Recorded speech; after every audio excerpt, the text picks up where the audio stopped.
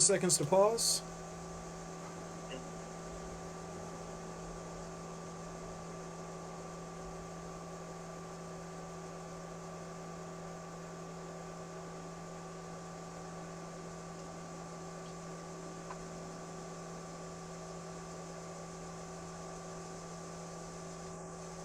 Good evening tonight, folks. It's your man Donald King. I'm looking kind of shiny right here. Due to well, technology advancing to what it is now, fortunately, I'm able to get a call in with my brother. I got brother Absird the Word on the line. Absird, you want to say what's good to the folk out there? Hola, mi gente. How you doing, good folk? Very nice, very nice. Yo, well, shit. It's like I know I was gonna talk to Absird tonight. I didn't. All right, better yet, that's what we had talked about a few days ago. So I'm glad I'm able to, but I still don't have a subject to speak on. So, shit. I'm just gonna go shooting from the hip. For the last couple of days, I've really been on, or the last couple of episodes, I've really been going in on what aggression is. And again, it's the inner sense of rage coupled with a desire, a sense of entitlement, and almost compulsion to want to transfer that rage into someone or something else. And that is, that is just bad behavior. And you have to do what you can to sort of correct that. You know what I'm saying?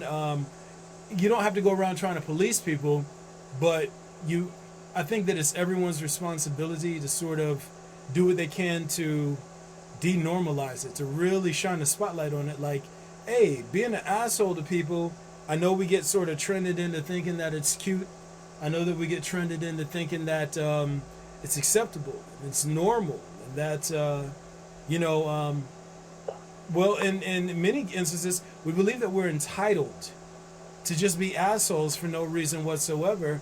And the reason why I spend so much time focusing on it is because, we carry that same attitude to the system of reality itself. We think that we're allowed to aggress against reality. And again, reality and, things that bear its marking, they do not tolerate vanity.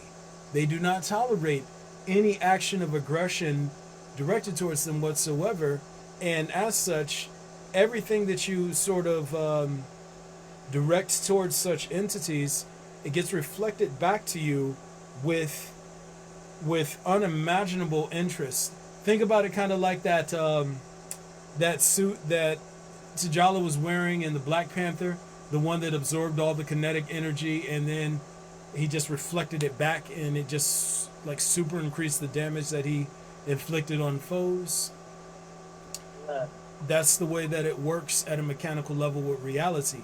All of the aggression, all of the animus, all the rage that you direct towards it or towards anything bearing its marking, it gets reflected back to you with unimaginable like blowback. Like it just multiplies it. It hits you back with it like So it's the reason why I spend so much time trying to help people understand why it's very important for them to get out of this habit of thinking it's their right to go around taking their anger and frustrations out on things they deem themselves to be superior to. Brother Absird, you got any thoughts you want to toss into the pot, brother? Man, so those are some really good points you're making right now. And I was thinking about something you said earlier. Forgive me, I can't necessarily put time frames on when I receive some bits of information. I just know it's floating around there. Okay. It's you mentioned how you tend to allow people to believe whatever they want, but it's only when they attempt to pull others into that belief. Well, in this particular instance, you're referring to yourself. Mm-hmm. When they pull you into their beliefs, or to bully something, use their ideologies to bully another that you step in. Right. Yeah. And I was just thinking and connecting that with how you were mentioning that, like, even when you aggressive against corrupt entities, how that's still being putting aggression into reality. Right. Like there are times where we don't think we're corrupt, Mm-hmm. and because of the information that we possess, we as in general, not like you and I, but just yeah. Like because of the information that someone possesses, they're like, this information is causing all these amazing benefits in my life.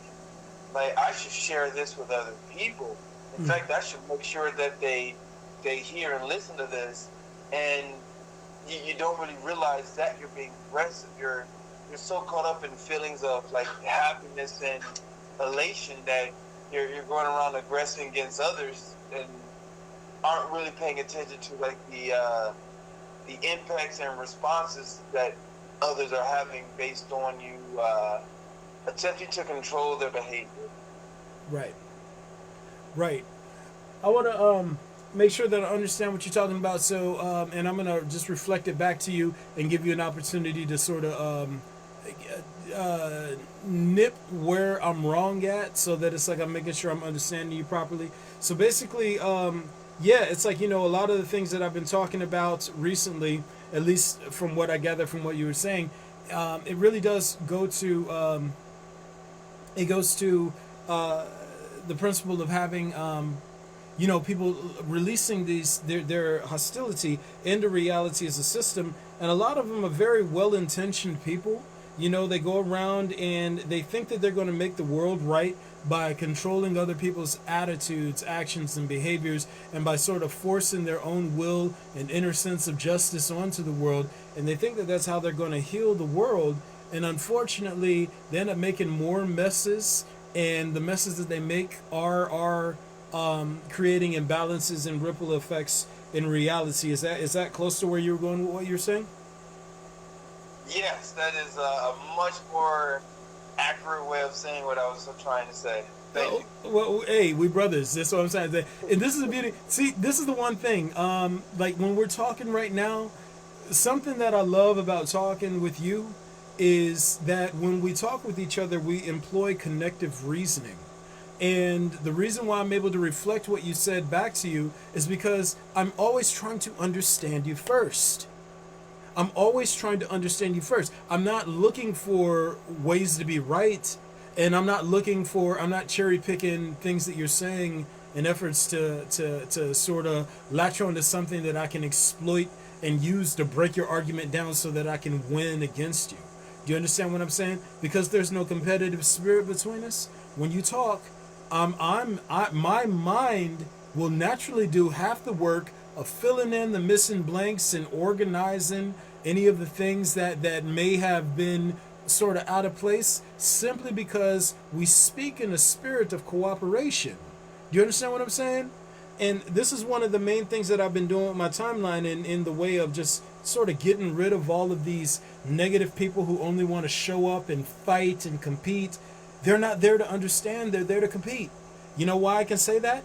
Because if they were there trying to understand what was being said, they would employ connective reasoning, not use defensive questions to try and find holes to exploit towards proving that their inner story is right, and in so attempting to defeat me.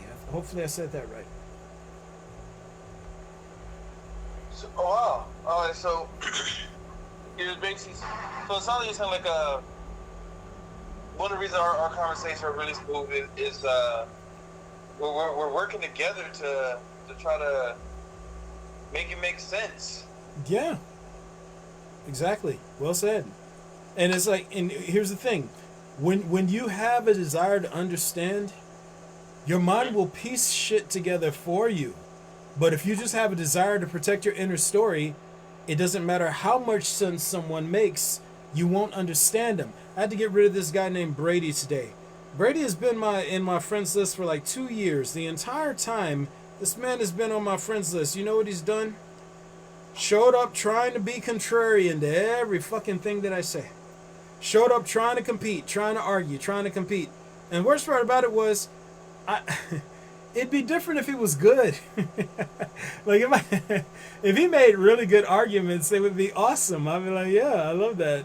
Like, hey, take the devil's advocate position if you need to, if that's going to help expand the discussion and illuminate points of the argument or illuminate points of the topic that otherwise might be missed if everything is sort of presented from my standalone view. Do you understand what I'm saying? So I look forward to opportunities for people to give me good, argumentation against my points. But after a while, if somebody just shows up and tries to say the opposite of what you say, but can't really connect it to any frames, can't really like support it with any resources or studies, can't like model it and sort of link it to things that can be observed and witnessed independent of their personal feelings and beliefs, then after a while it's just a person showing up saying the opposite of what you say and the conversation doesn't go anywhere. It's kind of like if you said the sky is blue and I said no, it's brown, and you're like, okay, it's brown, why do you say it's brown? It's brown. You just have, because you don't know everything. After a while, those types of conversations, they don't go anywhere. You're sitting here like, you have to do the work. You have to do double work to help create an intelligible response, a cogent ideal type to sort of pit your own understanding against. So, like a person comes up being contrarian, you have to expand their argument and give it depth and nuance and everything that makes it a legitimate claim, and then you have something to sort of rebut against. But unfortunately, after a while, if you're not careful, people like that will waste all your time because they don't really have a point in what they're doing. The only point is to defeat you. It's like a zombie. Brains. They just want to defeat you. They want to consume you and stop you. And you're like, I get that that's your goal, but bring something more to the table. Give me something to work with, buddy. Something to work with. What example is just popping in my mind right now? What's that? Like, trying to get in through a doorway, and there's one person that's asking you why you want to get into the doorway, and there's another that just wants to stop getting into the doorway. Right. And these contrarian people sound like the type to just, well, I don't even know what's on the other side of this door either. I just don't want you going through it. Right. That's exactly what it is. This guy, he's mad because I think that he has a bunch of status beliefs. And here's the thing. Let me stop myself on that. I don't want to say I think he has a bunch of status beliefs. A lot of the ways in which he argues, they go to defending his identity, both at an individual and a cultural level. And as such, he goes around and everything is very authoritarian with him. It's very, this is how things are. That's how things are. And when you carry that outlook in life, you can't really understand shit. You just go around instead trying to force everything to fit with and conform to your inner story. And the reason why I mention that is because the dude, through all of our interactions, he always came trying to make the case that I was somehow defective, right? That in and of itself is not. I don't. If you feel that I'm defective, make a solid case for it. And if your case is better than mine, then shit, I'll jump on board. Hey, yeah, maybe I do need to see somebody. But make a solid case for it. But this guy seems to hold this status belief, and as such, he could just never make peace with the fact that my mind processes information and reality better than his. So he would fight till he was blue in the face. And I mean, like, we've had threads that went for days and weeks, and he never made a solid point about anything. cherry picked every comment, didn't respond to any questions. It's all the things that I talked about in my narcissist, in my Medium post about narcissists. That's everything that he did. Everything that he did, and I had to finally let him go because, as much as I do worry for his mental health, I also know that he is firmly given to his pride, and pride makes you mentally ill. And as such, it's kind of like if somebody is throwing up and you're kind of like, yo, hey, I see that you're sick, let me help you. And then you see that they're throwing up because they keep drinking a poison. After a while, you can't just bring them into your place and let them just keep drinking the poison and throwing up everywhere. You're like, you're going to have to leave the poison outside and come in and get healed. Or you stay outside, you drink the poison and throw up to your heart's content, or you die, but you can't do both. And that's the situation that I'm in with it. That's the situation I'm in with everyone right now. Like, you can't cling to your pride and be in sync with reality. It's one or the other. Which will you choose? Wow. That's a very important example you gave. Well, thank you kindly, my good brother. But this is the reason why, and I'm glad that you mentioned that, because it's like it goes back to that parable that I was telling you about the other day that I used in my podcast, and I keep circling back to it. It's like, I want you to imagine society is this place wherein, everybody is flatulent, and we've been taught that how we release the flatulence and all the gas pressure building up inside of us is by farting in other people's faces. You understand what I'm saying? And then somebody who comes along and it's like, yo, and so that people start farting in this individual's face, and they're like, yo, what the fuck are you doing? And they're like, hey, this is what I'm supposed to do. I'm supposed to feel better. And you're like, no. Well, first of all, if you have gas pressure, you can fart, but just because you fart doesn't mean you have to do it in someone's face. Do you understand what I'm saying? And more important, and I'm also imagining this society that I'm describing, that people learn to weaponize their farts. So they enjoyed farting in people's faces, and they wanted to be stinkier and louder and more aggressive. So they would eat like rotten meat, and they would eat like a bunch of foul cheese and so on and so forth. Right? Like, they were really trying to build up this gas pressure because they wanted to fart the most in other people's faces, because they thought that's how they were going to relieve the greater amounts of gas pressure and buildup from within them. And someone who doesn't think like them is like, hey man, first of all, stop doing that. You're not supposed to fart in people's faces. That's shitty behavior. Literally, stop. But more importantly, yo, look, why like right now, I see that you feel very uncomfortable. I see that you're experiencing a great deal of discomfort.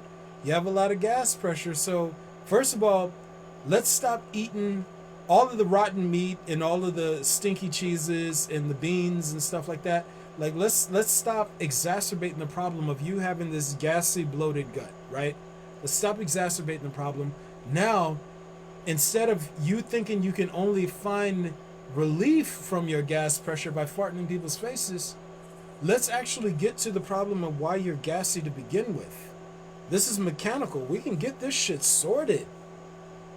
We can get it sorted. You don't have to go around farting and hoping that the only way that you can relieve the pressure and feel some sort of balance within is by farting on people or farting in their direction. Like, fuck that. Let's sit down here and see why you have a gassy gut to begin with. And then you start examining their diet. And then all of a sudden you realize it's not their diet, it's something mechanical. And then you're like, oh, so, you need a little bit of spinal adjustment. You know what I'm saying? It's like, you might have some bacteria inside your gut that you might have a candida overflow. So let's neutralize that shit. And then when you start doing that, all of a sudden all that aggression, that animus, that rage, it goes away. You see what I'm talking about? Like, people are going around aggressing against people because they're trying to release this built up pressure inside, and See, releasing on people doesn't make the pressure go away. It's mechanical. So we gotta, like, we gotta unpack the real problem. Why do you feel bad to begin with, man? Because just releasing it into people and or farting in people's faces ain't gonna cut it. It's not gonna get it to go away. You feel me? Man, you just made me realize I have to change how I'm looking at things. So when you first started not when you first, as you were telling your story, I was like, yeah, I see. The issue is that people are, doing things to hurt themselves so that they have a better excuse to release aggression into people. Right. And then near the end, when you was like, it's not. It may not even be their diet that's the issue. So, well, wait a minute. I thought the diet was the issue. Like, it could be the bacteria in the stomach or the spinal. Like, I am not looking at this problem from the correct angle. Yeah, so it's mechanical. So think about it like this. Like, look at all these people out here who watch like Fox News or watch just the regular news or watch these sensationalistic programs, and they're constantly being programmed and they're being egged on and fear-mongered, and they're in this constant state of, aggress because they are being psychologically terrorized. Okay, stop consuming that shit. Stop consuming it. First of all, and once you stop consuming it and you stop exacerbating the problem, then let's get to the reason of why you want to consume that stuff to begin with. What makes you feel insecure and uncertain and powerless in life? Why do you feel the need to watch sensationalistic media and be tribal and listen to hate groups and stuff like that? Like, let's approach this problem mechanically. But here's the thing. If you're trying to get their gut to balance out, it's not going to balance out if they keep eating stinky meat, rotten meat, and stinky cheeses and fucking beans and shit like that. Like, they have to stop consuming that shit to get their stomach to settle long enough for you to figure out, or for you both to figure out what the mechanical issue is. But they have to stop exacerbating the problem. Do you understand what I'm saying? And this is what it boils down to. Sometimes it's not just providing solutions; it's the actual work involved in utilizing. Like, you can't help people that aren't taking the steps to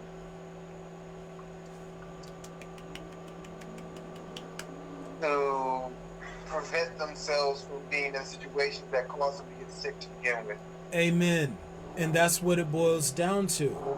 We have to treat it like an illness, but some people, they, like, in the given example, some people just have it in their spirit that they would much rather suffer than have their gas and the right to take away and the ability, they would much rather have their gas and, the right to fart in other people's face than they would feel balanced and good inside.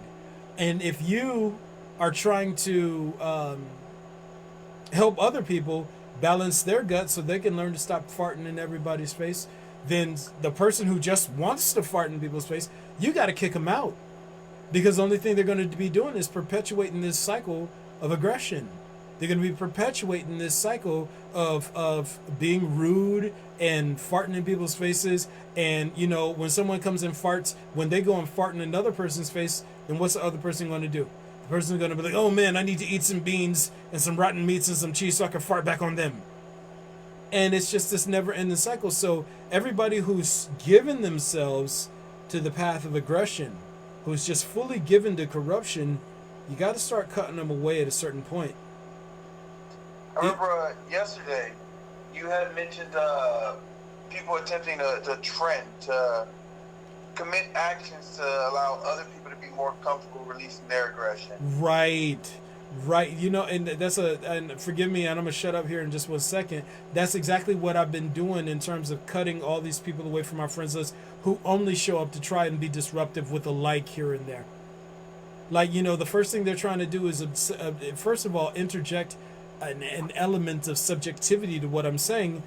Motherfucker, I'm reading goddamn principles. These come directly from reality. You might might be able to criticize my deliverance, maybe. But even when I don't make perfect sense, because I'm speaking principles of reality, I always make sense. Because I'm reading literally the screen of reality. I'm not making this shit up on my own. So when someone comes to me trying to, like, imagine you got words directly from God, or at least framing directly from God that you translated into words to the very best of your ability, and someone comes and it's like, I give it a 6 out of 10. And you sitting here like, you fucking narcissistic piece of shit. You can't find anything to contest in anything that's been said here, yet you try to make what I'm doing about you? What I'm doing isn't even about me. I'm not doing this for my fun or for my amusement or my satisfaction. I literally been charged to do it. It is my life purpose. It is the reason why I've been selected and moved to, or no, I wouldn't say selected. I was always going to be this thing, apparently, according to what I'm able to see through this perspective, ironically, but still. When something is speaking directly on behalf of reality, and you show up trying to make it subjective, you're trying to be aggressive. Oh, I give it a 5 out of 10. It wasn't up to my taste. And you said, and I want you to imagine it like this. Like, imagine you're in a desert. Someone has the only water source available, and you come along, and it's a pure water source, and you come along, and you're like, I've tasted better. I prefer Avion. And you're like, you narcissistic piece of shit. Shut the... God damn it, you suck. Jesus Christ. Well, that's what it boils down to, man. So when people do that, when they show up to my post trying to compete to be the first to give a like, what they're trying to do is trend other people into being dismissive towards what I'm doing. And what they don't understand is they're trying to trend people into being dismissive towards reality and a function of reality speaking through a human host. That is just the height of disrespect. I'm not offended for me. I'm offended for the thing that I speak on behalf of, because there's never been a thing that wasn't noteworthy that's been said through me. I sit back and I read the principles after I've written them out, and I'm sitting here learning in real time myself. Like, oh shit, wow, damn. My ex-wife used to send me my old posts, and I'm like, damn, that's profound. You really said that, huh? She's like, oh, this is what you wrote. I'm just sending this to you. You wrote this back in this year. I'm like, word? Because when I'm in avatar perspective mode, when I'm just looking, it's like I'm like a courtroom stenographer. I'm literally translating, translating what or typing out what I see and hear in real time, and I don't really have time to reflect on it many times. Do you understand what I'm saying? So I can go back and learn from these principles too, and I do that often. I go back and read over posts I wrote when I'm in avatar mode and my eyes have like the glow and shit like that. I'm like, yo, okay. And I go back and I look at it and I'm like, oh wow, man, that's profound. Damn. And then it's like I'm talking to the avatar, you know, in our way of communicating. I'm like, man, you deep, dog. You wild. You crazy. Oh my God. That's what it is. So when people go ahead. I'm listening. I was thinking about like what you're saying is like the way I envision is like you're looking at something and you're just trying your best to paint what you're seeing as accurately as possible, even though you don't have the right color palette to use. Yes. As close as possible. And then sometimes you take back and you look at the canvas and you're like, whoa, wait, what? Yeah, that's exactly how it is. Excellent. That's an excellent analogy. That's exactly how it goes, man. I'm sitting here and it's like I'm painting what I see, and then I don't have English is a shit language. Oh my God. But yeah, it's like I sit back and I look at the canvas and I'm like, I have my Keanu Reeves moment where I'm like, whoa. I'm like, yo, I didn't expect it to go like that. You wild in. Oh man. But yeah, man, it's wild. So, but that's how it goes, man. That's how it goes. Like, when you just being honest and you hit flow state, you don't even know what's going to come out. It's kind of like John Coltrane and Giant Steps, one of my favorite songs of all time. And he when he got in there, he knew the basic principles, but when he started playing, he didn't know what was coming out. And the funny part about it is his pianist on Giant Steps, he butchered. He was mad at his performance, but Coltrane was so in the flow that they kept the pianist's fucked up rendition on the main record. They just kept it because Coltrane was such in flow state that they were like, we can't lose this take. We can't. And I'm sure that when Coltrane went back and listened to it, and this is what they had to do in post, where they're sitting here and they could have said the pianist is like, oh man, I can take a different take on that. Coltrane was like, nah, this is the one. We got to leave it at this. This is the take, guys. This is the take. And when people hear it, I don't know if you ever knew about John Coltrane, but when he died, people came. There were sections for different countries at his funeral. Wow. Just such a prolific musician, just amazing.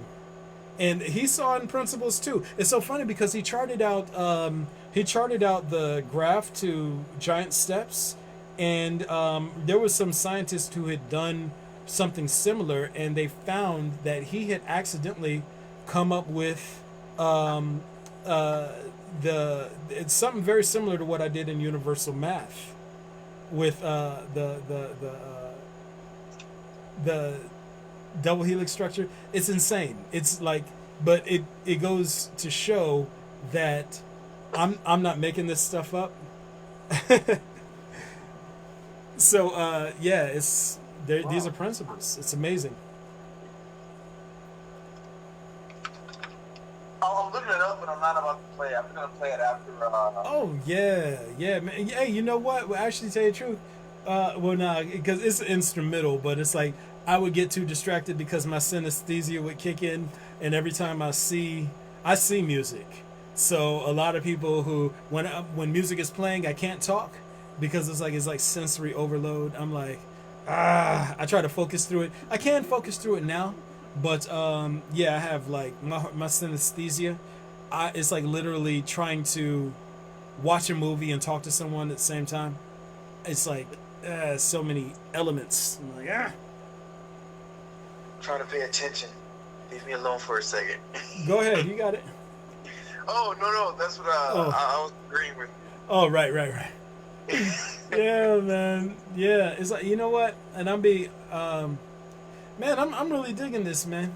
It's like lately I know I've fallen off, man. It's been a lot of people who've really gotten in their feelings about me lately because, I'm really creating a space where I'm creating a hard line. Hey, man, if you just want to be an aggressive asshole, there's the door. And a lot of people they're in their feelings because they're like, he thinks he's better than us. And for people who want to fart in other people's faces and people who are of the impression that farting in other people's faces is how they release their stress and their tension, then of course they're going to think that I'm being wildly narcissistic and things of this nature. You know what I'm saying? For not allowing that sort of behavior here. But, I mean, at a certain point, regardless of whether or not I want to, you got to start drawing that line somewhere. Like, you shall not pass. I actually want to thank you. Huh? Like, I actually want to thank you. Like, the space that you've created is dope because there aren't, as far as I can tell, there aren't barriers to entry other than honesty. Thank you. Like there are no socioeconomic barriers to entry. Yeah, I don't care if you're the richest of the rich or the poorest of the poor. Come on board, come hang out with your boy. But yeah, thank you for that observation. There are no barriers to entry. The only thing is you have to check your aggression at the door. You have to check your rage at the door. You have to bring your honesty with you. And if you don't have enough honesty, guess what? We're going to help you get some. We're going to help you get your weight up. You know what I'm saying? It's like you coming into the gym. This is what it's like. This is literally like a gym. You may not be strong walking into the gym. You may not be strong walking into the gym. And it's like a fight gym. It's like an MMA gym and also a weight gym. You know what I'm saying? Like, you may not be tough coming into the gym, but I'm going to tell you this right now. I'm going to make you tough when you get in here. What you're not going to do is bring your guns and your knives and your other little weapons in here. I don't care how small they are. No shanks, no none of those other things. And here you're going to learn how to use them hands. You're going to learn how to lift some weights. You're going to get strong. We're going to get strong together. That's what reasoning and honesty does. It makes you strong. It improves your faculty of intuition. You know what I'm saying? Like, you come in here and we're going to get you strong. What you're not going to do is come in here acting tough, though, and trying to act tough because you got guns and weaponry on you. Leave that shit at the door. Come on in, get strong for real. And that's what this space is all about. Yeah, everybody talks about, oh, I love. Nah, motherfucker, you don't love shit. You don't know what love is. You don't know what love is until you actually learn how to stop, thinking in terms of self-interest and self-idealizing and shit like that. Like, if you don't know how to set down your fucking ego and narcissism long enough to really think above the level of self-interest, then you could never know what love is. But you come hang out with your boys in this gym, and we're going to get you right. We're going to show you what love is. And not just romantic love, brotherly love, platonic love. We're going to get you right. We're going to get you together. But leave the bullshit outside. Leave it outside. Leave your bravado outside. Leave the chest thumping outside. Leave the pride outside. You come in here, understand that you're not strong. Understand that all the weaponry you had in the world didn't make you fucking tough. Understand that all of the fucking knowledge systems you had and all the ways that you hid behind social labels and all that other shit, your credentials, that didn't make you strong. It didn't make you smart. It didn't make you any of those other things. You are weak stepping into this gym. This gym is going to improve your honesty. It's going to improve your reasoning. It's going to improve your bravery. It's going to make you full and round and capable. But you got to leave that shit. Leave the weapons outside, bro. Leave the weapons outside. I know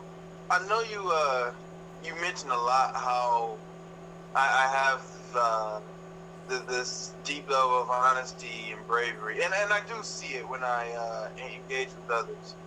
But man, I love that you're better than me at it. Like, it keeps me humble. Like, I never have to think like, oh, I'm better than all these other people. Like, no, someone's better than me. I still have work to do. Hey, You're go ahead. I'm listening. You provide. I don't want to say goals because my goal is no longer to be like you, but it's like a constant reminder that there's more I can do, and I know I'm not just saying like, oh yeah, I can do more. It's like I see what I do, and then there's an extra sense that's like, this is where you fucked up. You can, if you don't fuck up here and here, how would it turn out? And then when I talk to you, and you describe things and principles, once again, even though I'm fully aware that it's nitpicking, but I want to nitpick. Like, I want to nitpick myself. Right. And like, when you were giving an example of you can come into the gym, but you're weak when you're in this gym. I was thinking how in most social circles that I'm in, I am at the top of it. No matter where I start in that social circle, I tend to navigate myself to the top. And that does cause issues with vanity. Since it's like, man, it's hard not to think I'm better than people when I can see that I'm better than people. In the way of performance. Yeah, in terms of performance. like to see myself perform better, it's hard to not let that go to my head. Mm-hmm. But then when I can see someone, and actually not just you, I was just random people at the Charros hipster bar, Mm-hmm. when I them play music, and I can see like the energy that they channel when they play their music. Mm-hmm. I'm like, this is better than how I sing. Like they're way more in sync with what they're doing than how I sing. Mm-hmm. And it's like, I'm not the best, and it feels good. It literally feels good to not be the best performer. Right. It's like, you know what? Man, I can improve. Right. Going. Yo, and that's the thing. It's like for me, I do that exact same things with a lot of the performers I look at. Like I look at somebody like Jacob Collier, and he's reached a level of music mastery that, in terms of playing, I'll never match him. In terms of just understanding complexity in music theory and composition and things of that nature, if I were to spend a decent amount of time, especially with the sort of advantage I have hosting this perspective, if I were to really delve in, it's not hard for me to understand it at a fundamental level or be able to create with it. But at the same time, I like there being people better than me at a lot of things. My brother Jovan, man, he's over here in Dayton, man, and he had been posting things that he and his family do in terms of carpentry and construction. And I mean, like, man, like the stuff that they build and restore, I'm sitting here and I think I'm decent at it, but it's like I looked at this stuff and I was sitting here and I was just genuinely impressed. Like, man, you did that. You did that. My brother. I'm like that with everybody, though. Every time somebody does something, like even sometimes when I'll be reading your post, some of the ways in which you capture some of the principles I'm saying in your own words, I'm like, man, why didn't I think to say it like that? The shit was fire, and it's like literally, it's like, and I get energized when I'm kind of like Goku in that way, though. My goal is not, I'm not like Vegeta, I'm like Goku in that way. My goal is never to be better than anyone. It's to find people who are better than me and then use them to find new depths of skill and ability within myself. So, Yes. yeah, that's my idea. I'm like, yo, and when I see somebody who does something that I clearly cannot do, I'm like, oh, you got it all the way. But I don't really come across too many people who can do things that I absolutely cannot do. So I'm kind of like, you know what? There's room for improvement. There's room for growth. And it doesn't matter how smart you get, that's something you should never want to lose. Never. That appreciation of the talent in others, is that what you're referring to? Absolutely. And I'm going to say it like this. It's like, you know what? That's the surest sign that you're a truly talented person. You're not threatened by talent in other people. You celebrate it. Talent is vain in that sense. Talent is vain in that sense, and I'll say it like this. Talent is vain in the sense that it admires itself. It admires itself. So when it sees talent, it doesn't want to attack it. It wants to celebrate and uplift it. It's like, look at me shine in that person over there. I like that. Yeah, but that's how I see it, man. It's a true story. So when I see people just doing it, I'm like, yes, yes, yes. It makes me happy inside. It makes me happy inside. I'm like, yeah. And I gotta stop chewing gum when I'm doing these goddamn podcasts. I start off chewing gum in the beginning and I forget that I have it in my mouth. And for my audience out there, if anybody's watching, for this and the last podcast, I actually had gum in my mouth. Please forgive me. That was a mistake on my part. I didn't mean to do that. I'll try and be cognizant of it next time going into it. But yeah, I just looked and saw, oh man, I have gum in my mouth. It's a bad visual. People are like, man, it's distracting. So, yeah, man. But all in all, man, I miss you, good brother, man. I wish we could go back to Republic Ice Cream, man. I miss Arizona. Oh man. Me, you, and Yana. That was the crew, man. That was a good crew, man. bro, those nights were dope. Like just sitting there chilling. I'm not gonna lie. Sometimes it's easier for me to understand things when I focus on something. Uh-huh. So a lot of times when you were speaking, I would look at the stars Mm-hmm. Mm-hmm. and just hearing you describe like your principles. I was telling my homie, he was over here the other day, Mm-hmm. about one of the nights where I finally understood what I was seeing, Mm-hmm. and I was like, hey, where's your aggression? How come I don't see you being aggressive with each other? Right. And how you were like, well, so far you're still like the only person I've seen display a period of zero aggression. Oh. But, I'll be honest with you, man. I think that might be a natural proclivity for me, though. I don't have a real inner sense of rage. I just I'm not one that's innate, but I don't know if well, I used to get full of rage, but it would always seem to balance itself out. I had music as a retreat for a good majority of my life, and yeah, just being able to compose and organize things. I kind of went more the cerebral route, and yeah, man. Well, I'm very fortunate. I'm grateful. Like, this is something I don't think most people understand. Even though this journey is fraught with loneliness and lots of ups and downs, lots of injuries, especially emotional injuries, and lacking desire and stuff like that. I'm very fortunate, man.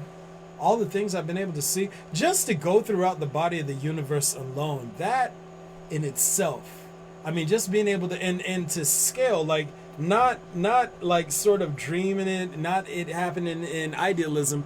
Actually, I guess you could call it astral projecting throughout the body of the universe, seeing portions of space that are sky blue. Like, what? It's like, it's wild. It's wild. so would that be like the parts that we see as black or sky blue where you were? Yeah. Wow. Sky blue. And here's the thing.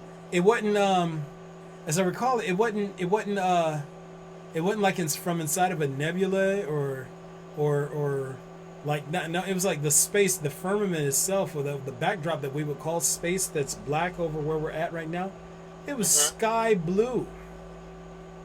And I'm like, how? It just threw everything we think we know about life. It just threw that shit clean in the trash. It was like, yeah, bitch, but what about this? And I'm like, no, because science. I was still in my little sort of pragmatic atheist phase at the time, and I was trying to deny all this shit was happening. So I'm like, no, because science says. That's one of the best things that I think reality sort of introduced me to in the way of humility. I'm sitting here and I'm like, if it can't be measured with human instruments, it's not real. And it's like, it kind of G-checked me in a real like smooth way. And then the way it communicates with me is like, oh, word. So let me get this straight. This instrument y'all are still building out in the present moment. Your science and technology is still being built out in the present moment. You think that somehow that shit is able to scale and explain all of reality? Like reality can fit inside of your little systems? And I'm like, and back then, this is when it's like I was still operating or thinking it was happening on the universal scale. And because it's a long story. But I was like, I had that breakthrough moment, that IQ breakpoint where I was like, it is kind of stupid to think that an instrument we're still developing will have measured all of reality by now. That's just dumb. And I came to that realization, like the belief that we have the tools, the means to sort of like, fit all of reality down into our little modes and our little apparatuses. That it's just such a ridiculous notion. It's like taking a fucking like 2-inch ruler and thinking you can measure the entire ocean, not just the span of it, the depth of it, with a 2-inch ruler. You're kind of like, that's what narcissism does to humans. It makes them think that they're potent in ways that they're absolutely not. And I was so happy to realize that just because science doesn't support something doesn't mean it's not real. Maybe this science just isn't developed enough to understand where it's at and find its way to it. You understand what I'm saying? Mm. Yeah, actually, for that part, I do. I remember I was talking to my friend about the ego, Mm-hmm. and he was studying medicine. Mm-hmm. He's like, oh, you know, what you're saying makes a lot of sense, but it doesn't agree with science. I'm like, well, science didn't know that atoms existed before they saw them. Right. I'm like, so is that the base of your argument? And then as to the thing about it, he just, so yeah, I get what you're saying. Especially when you said, for example, like the 2-inch ruler to measure the width and depth of the ocean. Yeah. Like, perfect for measuring this. The ocean is 2 inches. Trust. Right. Of all the oceans in the world, like just the full expanse of every ocean, depth and all. Not just the one, not just the Pacific, not just the Atlantic, not just the Arctic. It's like all of the oceans with the 2-inch ruler. You're sitting here and you kind of like, it's ridiculous. And it's even dumber when you start thinking about humans trying to assert authority on things that they're still trying to learn about. Like when humans start saying, "Oh, Einstein's IQ was 160," and you're sitting here like, intelligence quotient is like, y'all are still learning how the brain works. You know how fucking stupid you sound trying to assign status beliefs to people based on something you're still trying to learn about.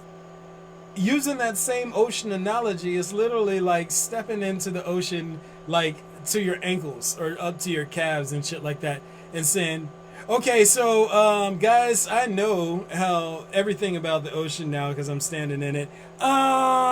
So I'm at the deepest point in the ocean right now. Me, where my calves are. If you can come, like, if you put a toe in, I might recognize you as being like, you know, valid on some level. But it's like that's basically what it is. Human, or let's not even use the ocean. Let's say like Mount Everest, right? Imagine you get right outside Mount Everest. And this is what humans are like when it comes to intelligence and IQ. Imagine you get right outside of Mount Everest, and then it's like, you know, you climb up like maybe 10 meters. And then you're like, yep, this is the highest it can go. Nobody can go higher than this. This is what it is. It's like, Jesus Christ. So you've never been to the top of the mountain.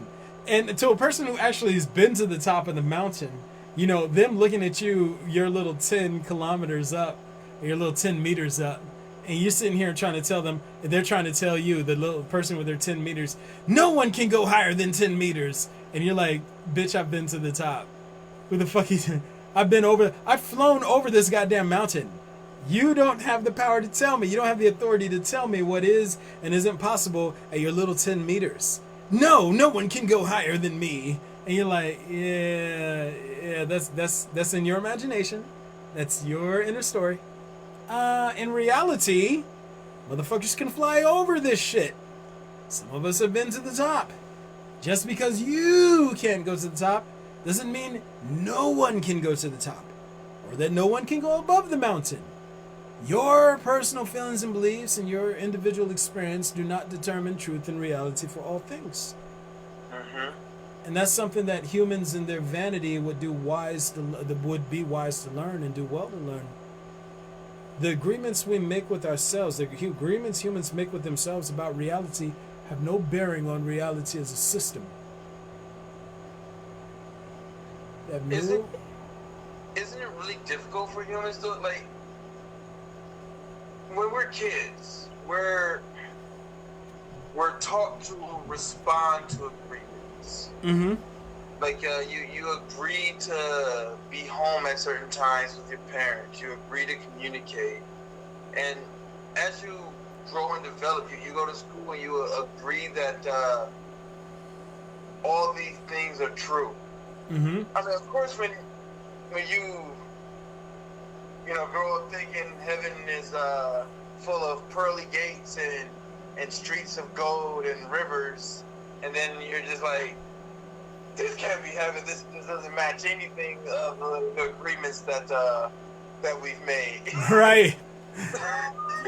Dude, when I was over there, when I was in heaven, man, it's like I was gobsmacked. First of all, because I was an atheist at the time that I went, right? But more importantly, because first of all, none of the rules of physicality apply over there, and you don't really think about how ridiculous pearly gates are and streets of gold are until you realize that pearls and gold only matter to humans. Like, you're sitting here and it's like, if you were the creator of all things, right, and everything that could be and that existed exclusively because of you, why would you ball out the way that a human royalty would? Like, wouldn't you have higher standards for yourself? Yeah, I need gold streets. I need to flex on these motherfuckers. Like, come on now. This is like, geez, but I'm over there and the rules of physicality don't apply. I was in like 6 or 7 locations at the exact same time. First of all, there's no knowledge over there. There was no static structures because everything was without form, and there was no barrier. There were no barriers over there. I could see through everything, and you can't even call it see. You were just in this perpetual state of understanding, which sources back to why I explain things and am able to explain things the way that I do. The sight that was with me over there, it never left.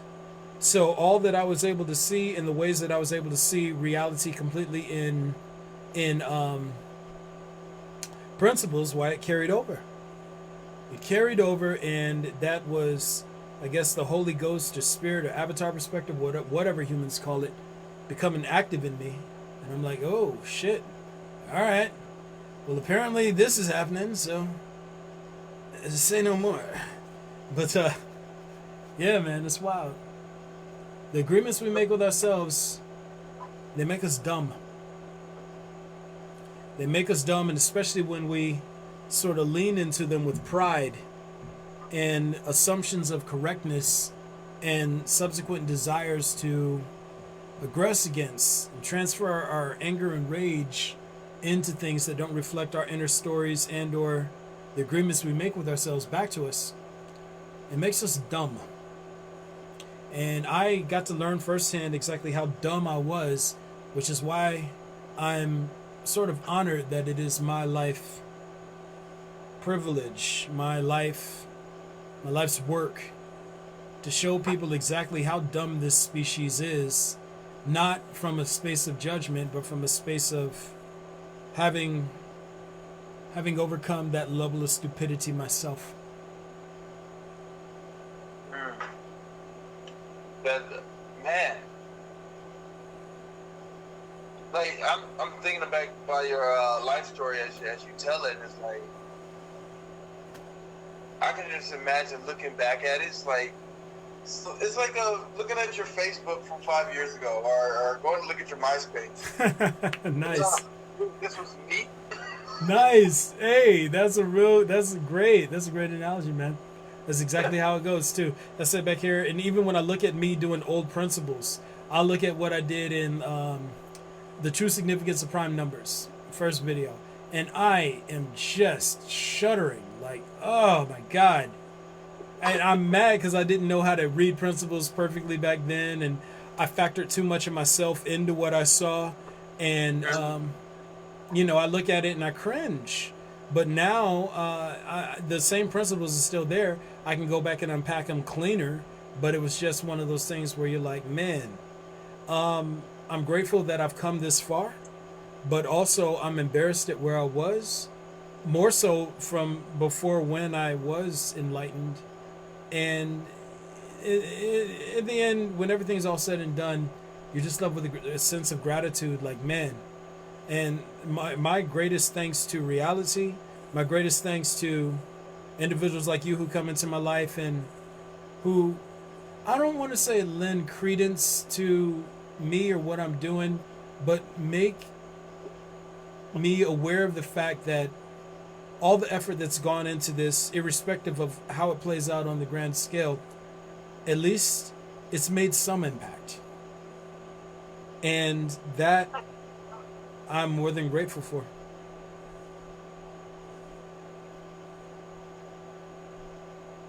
Oh, man, it's so dope to hear you talk about all these principles and like talk about seeing solid light, but are still down to earth enough to be able to appreciate your experience. Like to, You be saying some of the dopest shit. Thank you, man. Thank you. oh man. You know what? I appreciate it too, man. It's like a lot of people, they get really mad because they can't control me. And it's not necessarily their fault. Most people, they get trained to believe that the only way to keep themselves safe is by controlling others. And then they see this person like me who's an anomaly, who doesn't have a label that can be assigned to them, not a social label. And the only thing that they know how to do is try to retreat into their inner story and attack from afar. And I'm like, yo, that's not the move. But because they need to feel that sense of control, only thing they try to do is create and circulate stories about me that create systems of agreements between themselves and sympathizers towards making me defective on some level, so that they can perceive themselves as having some measure of authority over me and or exercising some type and level of control. And when you come across people who are genuinely brave, who are like, yeah, I accept that your experience is different from mine, and I can be honest with myself enough to realize that how you process information in reality doesn't really make you defective. You actually demonstrate, good reasoning skill and mental health. So I can fuck with you even if you aren't, even if we don't see things exactly eye to eye. And I'm not saying that you and I don't. I'm saying that it's like coming across people who are brave enough to engage me without trying to control me. That's rare. That's rare. You know what I'm saying? Okay, I'm trying to get a visual. Wow. So, man, I'm sorry. Sometimes, like, when I start to see things, it's still difficult for me to actually articulate what I'm seeing. I've been trying to practice that. Right. To help me, myself, understand or develop an that word, understanding of what I'm seeing as well. Right. But it's like, if, just from a number perspective, what you are is like, I don't know, let's say 1 in a billion. 1 in 13 billion, actually. Keep going. Okay, yeah, all right. So you're 1 in 13 billion. Mm-hmm. And so just coming across these 1 in a billion people, it seems like it will also be a rare occurrence. So it's like 2 rare occurrences are just meeting. It's like, yes, another rare occurrence. Woohoo! Right. That's how it goes, man.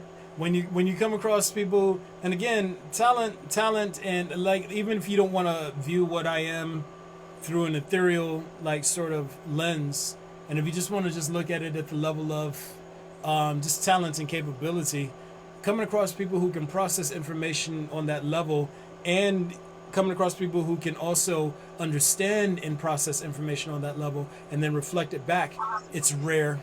It's just fucking rare. There so many people, they're automatons. They would much rather allow the program to think for them than they would step out and try and figure out how to use their hardware on their own. And as such, when you come across someone who's actually not afraid to think for themselves, it's a rare treat. And even more so when they have gifts to share with you as well. So the honor is completely mine. Good brother, we are at an hour and 4 minutes, so I'm going to have to bid you adieu. This has been the best. Thank you for having me. Thank you for speaking with me today. This was dope. Oh my goodness. Hey, hopefully share this to your page too, homie. Yes, sir. Like we gotta, we gonna run this back. Obviously, I mean we gotta get her done. We gotta get her done. So yeah, hopefully you feel as energized as I do, and this is fire, man. This is good. This is good. Hey, man, you my dude. I genuinely love you, brother. You're my guy. Feel me? I thought I shared it already. Oh my goodness. Okay, hey, no worries, no worries. Hey, it's there. It's like we're politicking and parlaying. It's fire. Yo, hey, we running this back again. Yo, man, the honor and privilege is all mine. I thank you for joining me on the show. And hopefully it's like, when you running yours, it's like, we can work something out. So it's like I can come in and we can politic and parlay again too. But again, it's like I really want to get you on here more often. So, I mean, the shit was fire. So it's all good. I'm going to go ahead and bid you adieu now, good brother. All right?